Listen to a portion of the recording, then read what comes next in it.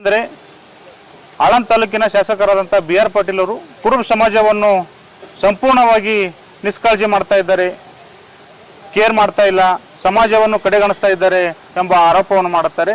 ಈ ಆರೋಪ ಸತ್ಯಕ್ಕೆ ದೂರವಾದದ್ದು.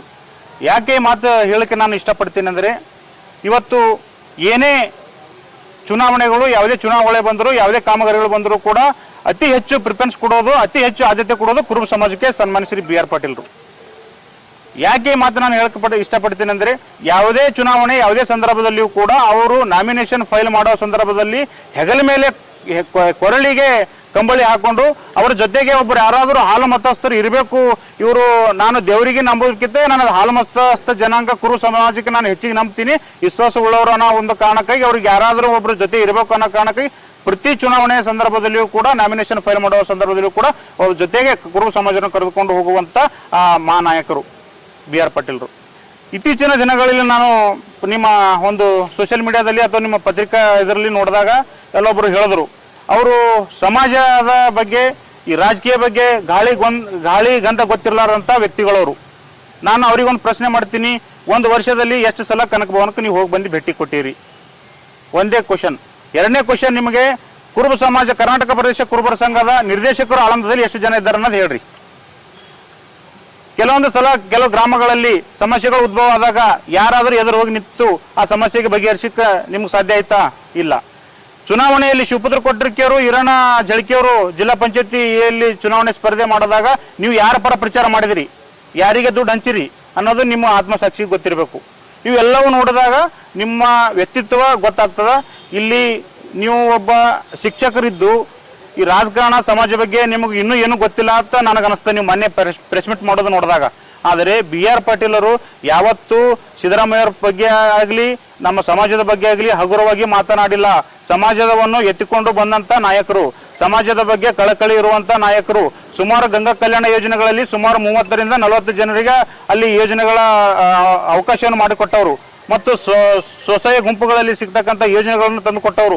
ಇವೆಲ್ಲವೂ ನೋಡಿದಾಗ BR ಪಾಟೀಲ್ರು ಅತಿ ಹೆಚ್ಚು ಈ ಹಿಂದುಳಿದ ವರ್ಗ ಜನಾಂಗ, ಆಮೇಲೆ ಈ ಭಾಗದ ಜನಾಂಗ, ಕುರುಬ ಸಮಾಜದವರು, ಮುಗ್ಧರು ಜನರು, ಇವರಿಗೆ ಅವಕಾಶ ಮಾಡಿಕೊಡ್ಬೇಕು ಅನ್ನೋದೇ ಅವರ ದೃಷ್ಟಿಕೋನ. ಅದಕ್ಕಾಗಿ ಇವತ್ತು ಸುಮಾರು 20-25 ಹಳ್ಳಿಗಳಲ್ಲಿ, ಗ್ರಾಮಗಳಲ್ಲಿ ಇವತ್ತು 2023ರಿಂದ ಇಲ್ಲಿವರೆಗೆ ಸುಮಾರು ಏನೂ ಇಲ್ಲ ಅಂದರೂ ಕೂಡ ಒಂದು 100 ಕೋಟಿ ರೂಪಾಯಿ ಕೆಲಸ ಕೊಟ್ಟಿದ್ದಾರೆ ಅವರು. 100 ಕೋಟಿ ರೂಪಾಯಿ ಪ್ರತಿಯೊಂದು ಹಳ್ಳಿಗೂ ಕೂಡ ಸುಮಾರು 20-25 ಹಳ್ಳಿಯಲ್ಲಿ ಕೂಡ ಸಮುದಾಯ ಭವನ, ಕನಕ ಭವನ, ಬೀರ್ಲಿಂಗೇಶ್ವರ, ಮಾಳಿಂಗರಾಯ ದೇವಸ್ಥಾನಗಳ ಅಭಿವೃದ್ಧಿಗಾಗಿ ಅವರು ಖರ್ಚು ವೆಚ್ಚ ಮಾಡ್ತಾ ಇದ್ದಾರೆ. ಇವೆಲ್ಲವೂ ಕಣ್ಣಿಗೆ ಕಾಣಿಸ್ತಾ ಇಲ್ಲ. ಈಗ ಪ್ರೆಸ್ ಮೀಟ್ ಮಾಡೋರಿಗೆ ಇವರೆಲ್ಲ ಹೆಂಗಾಗಿದ್ದಾರೆ ಅಂದ್ರೆ ಖಾಯಂ ಗಿರಾಕಿಗಳವರು, ಖಾಯಂ ಗಿರಾಕಿಗಳು. ಅವ್ರಿಗೆ ಗಾಳಿ ಗಂಧ ರಾಜಕಾರಣ ಸಮಾಜ ಅನ್ನೋದೇ ಗೊತ್ತಿಲ್ಲ. ಅವ್ರು ಬಂದು ಪ್ರೆಸ್ ಮೀಟ್ ಮಾಡೋದವರಿಗೆ ಇವತ್ತು ಸಮಾಜದ ಬಗ್ಗೆ ಕಳಕಳಿ ಇರ್ತಿತ್ತಂದ್ರೆ ಸಮಾಜದಲ್ಲಿ ಕೆಲವೊಂದು ಗ್ರಾಮಗಳಲ್ಲಿ ಗೊಂದಲ ಸೃಷ್ಟಿ ಆದಾಗ ಅವ್ರು ಹೋಗಿ ನಿಂತ್ಕೊಂಡು ಮಾತಾಡಬೇಕಾಗಿತ್ತು, ಮಾತಾಡಲಿಲ್ಲ. ಅವ್ರ ಉದ್ದೇಶ ಏನಂದ್ರೆ ಮಾಜಿ ಶಾಸಕರಾದ ಸುಭಾಷ್ ಗುತ್ತೇದಾರರಿಗೆ ಸಂತೋಷ ಪಡಿಸಬೇಕು, ಅವರಿಗೆ ಖುಷಿ ಪಡಿಸಬೇಕು ಮತ್ತು ಅದರ ಜೊತೆಗೆ ಅವರ BJPಯಲ್ಲಿ ಅಥವಾ ಇನ್ನೊಂದು ಯಾವುದಾದ್ರಲ್ಲಿ ನಮಗೆ ಸುಭಾಷ್ ಗುತ್ತೇದಾರರು ಒಂದು ಅವಕಾಶ ಕೊಡಬೇಕು, ಹುದ್ದೆ ಕೊಡಬೇಕು ಅನ್ನೋ ಕಾರಣಕ್ಕಾಗಿ ಅವರು ಈ ರೀತಿಯಾಗಿ ಗೊಂದಲ ಸೃಷ್ಟಿ ಮಾಡಿ ಸಮಾಜದಲ್ಲಿ ಒಂದು ಬೆಸಗನ್ನು ಮೂಡಿಸುವಂತ ವಾತಾವರಣ ಸೃಷ್ಟಿ ಮಾಡಿದ್ದಾರೆ. ಅದರ ಜೊತೆಗೆ 37,000 ಕುರುಬ ಸಮಾಜದ ಜನರಿದ್ದಾರೆ ಅನ್ನೋ ಮಾತು ಹೇಳ್ತಾರೆ ಪತ್ರಿಕಾಗೋಷ್ಠಿಯಲ್ಲಿ. 37,000 ಎಲ್ಲರೂ ಕೂಡ BR ಪಾಟೀಲ್ರಿಗೆ ಮತ ಹಾಕಿದ್ದಾರೆ ಅಂತ ಹೇಳ್ತಾರೆ. ಆದರೆ ಮತ್ತೆ BJPಗೆ ಮತ ಇಲ್ಲ ಅಂದ್ರೆ ಮತ್ತೆ ಅವ್ರು ಯಾಕಲ್ಲಿ ಇರಬೇಕು? ಅವರು ಮತ್ತೆ ಆಗಿದ್ರೆ ಎಲ್ಲರೂ ಒಂದ್ ಕಡೆ ಇದ್ರೆ ತಾವ್ಯಾಕೆ ಇರ್ಬೇಕು? 4 ಜನ ಅವರು BR ಪಾಟೀಲ್ ಫಾಲೋವರ್ಸ್ ಆಗಬೇಕಾಗಿತ್ತಲ್ಲ ಅನ್ನೋ ಒಂದು ನಮ್ಮದು. ಅದನ್ನೇ ಅವ್ರು ಏನು ಇಲ್ಲಿ ದೂರನ್ನು ಮಾಡಿದ್ದಾರೆ, BR ಪಾಟೀಲ್ ಮೇಲೆ ಆಪಾದನೆ ಮಾಡಿದರೆ ಅದು ಸತ್ಯಕ್ಕೆ ದೂರಿದೆ. ಅವರು ಮಾಡಿದಂತ ಒಂದು ಅದಕ್ಕೆ ನಾವು ಖಂಡನೆ ಮಾಡ್ತೀವಿ ಅಂತಕ್ಕಂಥ ಮಾತು ನಾನು ಹೇಳಕ್ಕೆ ಇಷ್ಟಪಡ್ತೇನೆ. ನಮ್ಮ ಸಮಾಜದವರು BR ಪಾಟೀಲ್ ಮೇಲೆ ಆರೋಪ ಮಾಡ್ಯಾರ. BR ಪಾಟೀಲ್ ಯಾವುದು ನಮ್ಮ ಸಮಾಜದವ್ರಿಗೆ ಒಂದು ಸ್ಥಾನ ಕೊಟ್ಟಿಲ್ಲ, ಒಂದು ಆಯ್ದರ ರಾಜಕೀಯದಾಗ ತುಳಿತಾರ ಅಂತ ಆರೋಪ ಮಾಡ್ಯಾರ. BR ಪಾಟೀಲ್ ನನಗೆ ಹಿಂದಿನ ಅವಧಿದಾಗ ಜಿಲ್ಲಾ ಪಂಚಾಯತಿಗೆ ಕೊಟ್ಟಾರ. ಆ ಅವಧಿದಾಗ ನಮ್ಮವರೇ ನನಗೆ ಕೆರೆಯಾರ, ನಮ್ಮವರೇ ಅದು ಹೆಸರು ಹನಗುಂಡಿ ಚಂದ್ರಶ್ ಅಂತೇಳಿ ಮಾಡ್ಯಾದವರು, ಗುಂಡಪ್ಪ ಕಡೆ ಅಂತೇಳಿ ಗಂಗಾಪುರದ ನಮ್ಮ ಸಮಾಜದವ್ರೆ. ಅವ್ರು ಯಾವ ಸಮಾಜದ ಬಗ್ಗೆ ಕಳ್ಕಳಿದಾರೆ ಅವರಿಗೆ. ಈಗ ಆಲ್ರೆಡಿ ನನಗೆ ಹಿಂದಿನ ಅವಧಿದಾಗ ಸುಗರ್ಪೇಟೆ ಡೈರೆಕ್ಟರ್ ಮಾಡ್ಯಾರ BR ಪಾಟೀಲ್.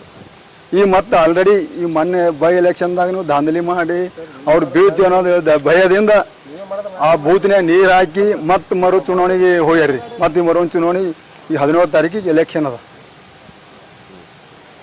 ಅದಕ್ಕೆ BR ಪಾಟೀಲ್ ಫಸ್ಟ್ ನಮಗೆ ಆದ್ಯತೆ ಕೊಡೋ ಕುರುಬರಿಗೆ ಕೊಡ್ತಾರೆ. ಇದಕ್ಕೆ ಬಿಟ್ಟು ಅವ್ರು ಏನು ತಿಳ್ಕೊಂಡ್ರು ಅವ್ರು ಸಹ ನನ್ನ ಎದರ ಅಭ್ಯರ್ಥಿ ಯಾವ್ದವ್ರು ಯಾರ್ರಿ ಸುಭಾಷ್ ಗುತ್ತೇದಾರ ಹಳೆ ಏನಾರು ನಾನು ಎದರ ಅಶೋಕ್ ಗುತ್ತೇದಾರ ಅಂತ ಹೇಳ್ರಿ ಅವ್ರ ಬಗ್ಗೆ ಧರ್ಮ ಯಾಕ್ರಿ ನಮ್ಮ ಸಮಾಜದಾಗ ನಮ್ಮ ಸಮಾಜದಾಗ ಕುರುಬರು ಕೊಟ್ಟ ನೀವು ನಮ್ಮ ಕುರುಬರು ಕೊಡ್ಬೇಕಂತ ಕೇಳಬೇಕಿತ್ತಲ್ಲ ಕಿವಿಯಾಗ ಬಾಟ್ ಇಟ್ಕೊಂಡ್ರಿ ಅಂತ ಕೇಳ್ತೀನಿ ರೀ ಅವ್ರಿಗೆ